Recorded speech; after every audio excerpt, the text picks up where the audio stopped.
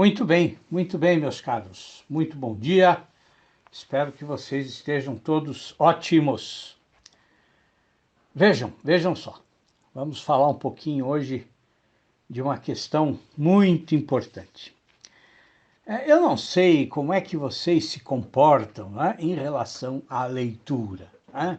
A leitura em geral, né?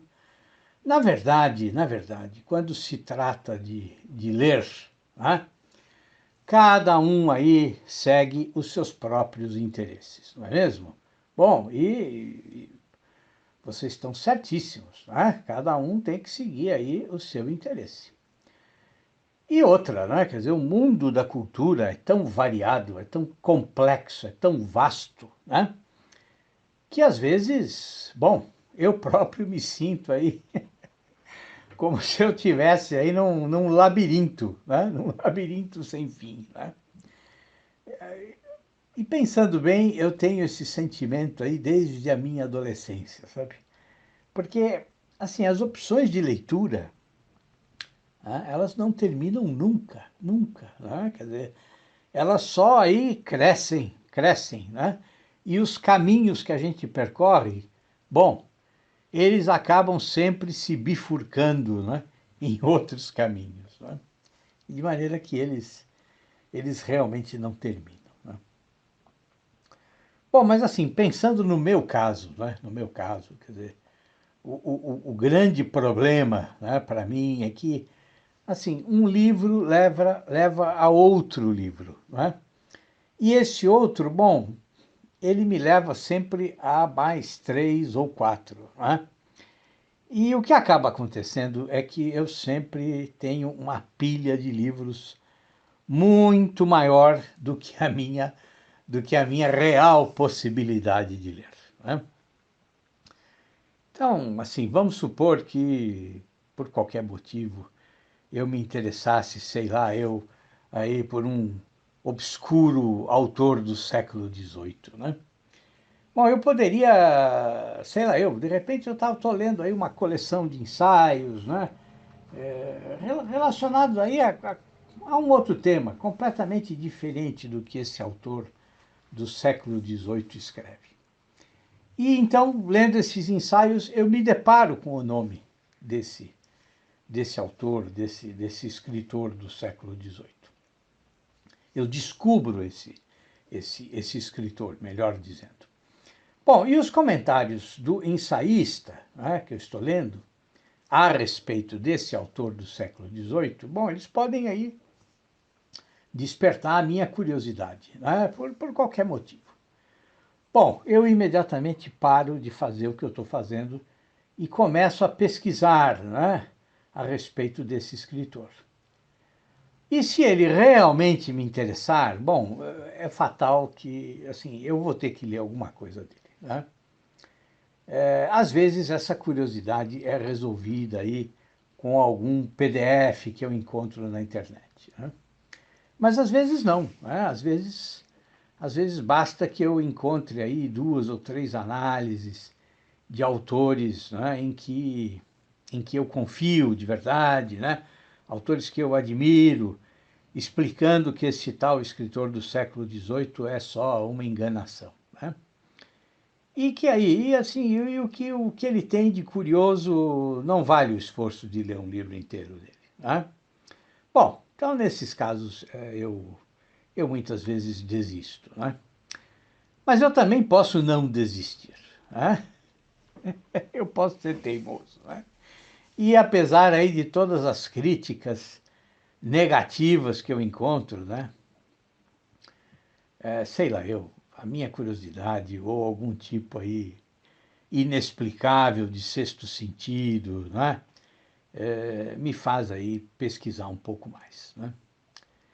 Bom, e às vezes realmente eu chego a descobrir alguma coisinha interessante, né? Mas muitas vezes, quando eu não confio naqueles intelectuais que eu estou acostumado a concordar com as ideias deles, né? Bom, nesses casos, na maioria das vezes, eu descubro que a minha aventura foi uma tremenda perda de tempo, né? Mas acontece um problema muito grave nesse processo, né? Acontece que os nomes em que eu confio aí de maneira irrestrita, né? Bom, são pouquíssimos, né? São raríssimos, né? Então, o que acontece? Acontece que essa falta de confiança, né? essa desconfiança perene, né? Que eu tenho em relação a um número interminável de autores, bom, ela faz com que eu sempre queira ler um pouco, pelo menos um pouco, né? Dos escritores que eu vou descobrindo e que, aí, como eu disse, despertam a minha curiosidade. Bom, mas vejam, quer dizer, um problema leva a outro, né? E isso cria dois problemas para mim, né? Porque, quer dizer, primeiro é o meu orçamento, né? Que é limitado, né? Quer dizer, eu não tenho condições de comprar tudo o que eu quero, né? E isso, assim, isso é realmente uma tristeza, né? Mas também isso é muito bom, né? Ainda bem que eu não tenho condições. Porque senão, assim, imagine, né? A coisa não ia ter fim. Eu ia ter que morar numa casa aí 20 vezes maior do que aquela em que eu moro, né? Bom, mas eu falei que são dois problemas, né? E o segundo problema, quer dizer, o segundo problema é exatamente esse, do espaço, né? Quer dizer, supondo aí que eu dispusesse de orçamento, né? E que o escritor, a obra desse escritor estivesse aí disponível em alguma língua que eu leio, bom, eu tenho um limite de espaço, né? Então, esses dois limites, né, que são muito bons, né, não são ruins, não, né? Eu sempre, então, por causa deles, eu sempre preciso pesar bem, né, o que é imprescindível, o que é realmente essencial para a minha leitura, né?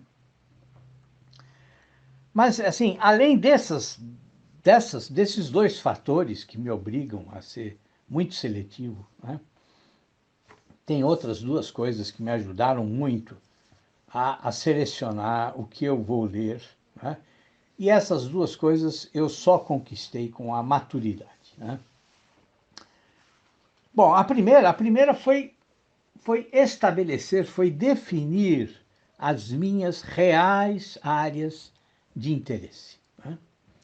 Quer dizer, hoje não, já há muitos anos, né, eu não tenho aquela sofreguidão, aquela voracidade, né, aquela inquietação que eu tinha quando jovem, né?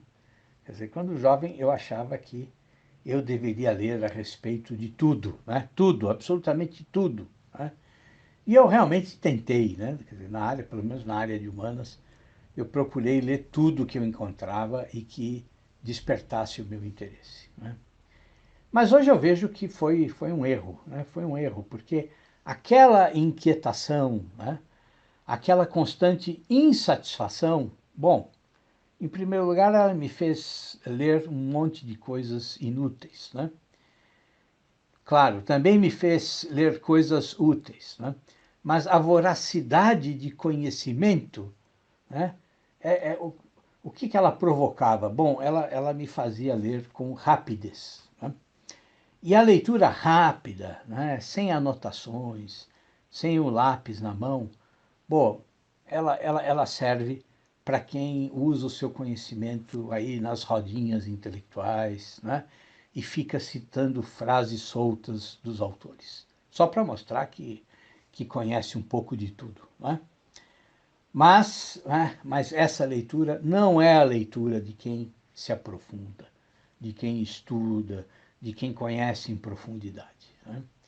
E esse erro, ele me fez perder muito tempo, porque eu tive de voltar a alguns autores essenciais, né? E reler esses autores com a devida atenção, né? Com seriedade, com critério, com o lápis na mão e sem nenhuma pressa, né? Bom, mas eu disse que eram mais duas coisas, né, que tinham me ajudado a selecionar o que eu quero ler, né? Bom, e a segunda importante conquista, que também é da minha maturidade, né, Foi assim, foi aprender a desprezar tudo que está atraindo a atenção da massa, né? Da multidão. Né? Quer dizer, ou tudo que algumas pessoas julgam, né, que está na moda. Né? Quer dizer, a maturidade me fez ver que a vida é muito curta, né, para ler autores que estão surgindo agora, né, agora. Então, assim, eu raramente eu me volto para autores contemporâneos, tá? Então, assim, nos últimos anos, vamos dizer assim, do que eu me lembro agora, quer dizer, de autores vivos, né? Quer dizer, o que que eu li? Eu li o Nassim Taleb, né? Eu li o Dalrymple e li o Scruton, né? Quer dizer, são os contemporâneos de que eu me lembro aqui, né? Quer dizer, vejo, e não li tudo deles, né? Quer dizer, o Scruton, por exemplo, o que que eu li? Eu li as críticas dele aos pensadores de esquerda, né? E li aquele livro sobre a beleza e um outro sobre arquitetura, né? Que são muito bons, né? Quer dizer, por quê? Porque são livros que estão dentro daquilo que me interessa, né? Que é mais a questão estética. Talvez eu tenha lido algum outro contemporâneo, né? Mas assim, olha, eu confesso a vocês, sempre que eu leio um contemporâneo, assim, um lado meu me culpa, tá? Me culpa, porque um lado meu diz assim, pô, mas você ainda não leu o Sêneca inteiro, você ainda não leu Platão inteiro, você ainda não leu toda a correspondência do Machado de Assis, você ainda não leu Borges inteiro, tá? Bom, então, de forma que eu não estou aí nem um pouco preocupado em me manter, como falam hoje, né, up to date, né? Ou seja, atualizado. Né? Quer dizer, vejam, uma das melhores decisões que eu tomei foi há muitos anos, abandonar a leitura dos jornais, né? E dessas revistas semanais. Né? Quer dizer, eu comecei fazendo um pequeno teste. Né? Eu peguei uma edição dominical de um grande jornal brasileiro e li e disse assim, bom, só vou ler novamente daqui uma semana, no outro domingo. Aí no outro domingo eu fui, comprei o jornal, bom, eu percebi que nada tinha mudado, meus caros, nada, né? Então eu falei, bom, de repente uma semana é muito pouco, né? Então eu fiz o teste novamente no espaço de 15 dias, né? Bom, e de novo as notícias eram as mesmas, né?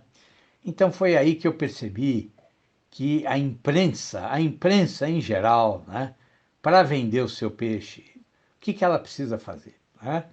Ela precisa tratar o ordinário como se fosse extraordinário. Né? Quer dizer, se ela não tratar o que é corriqueiro como se fosse excepcional, bom, o que que vai acontecer? Bom, os donos dos jornais vão empobrecer, não é mesmo? Bom, e o mesmo acontece com o mundo editorial, né? Quer dizer, são os sellers, os livros de autoajuda, né? Que financiam no Brasil, né, os poucos livros que são realmente fundamentais, né? E que são publicados aqui, né? Quer dizer, você pode pegar, por exemplo, para você ver que uma coisa funciona, é só você entrar numa livraria, quando for possível, voltar a frequentar as livrarias, né? E comecem a ler as orelhas dos livros, né? Bom, só tem orelha elogiosa, não é verdade? Claro, quer dizer, todos os autores são geniais, todos os autores são, assim, imprescindíveis, todos os autores são fantásticos, né? Percebe? Então é claro, quer dizer, mas é o papel da indústria editorial, é esse, né? Não é que a gente precisa suprimir a indústria editorial, eu não estou falando isso. Eu só estou mostrando para vocês que cada um cumpre o seu papel e o nosso dever é ter consciência disso. Né? Então veja, quer dizer, na verdade, quem está certo em tudo isso é o Schopenhauer, né? Quer dizer, quem escreve, né, para os tolos, né, sempre vai ter um grande público, né? Claro, claro, existem algumas exceções a essa regra, né? Algumas nobres exceções, inclusive, né? Mas são exceções, né? E vocês sabem que as exceções, o que elas fazem? Bom, elas confirmam a regra, né? Então, assim, de maneira que na minha vida de leitor, né, há um aprendizado constante, né, que eu preciso sempre recordar, né? Quer dizer, eu não posso esquecer que não ler, não ler é tão importante quanto ler, tá? E que reler muitas vezes, né, é mais importante do que ler. Né? É por isso que quando eu vejo aí os jovens preocupados em se manter atualizados, né, querendo listas aí de bons autores contemporâneos, em qualquer área, né, eu sempre sinto aí uma certa tristeza, né?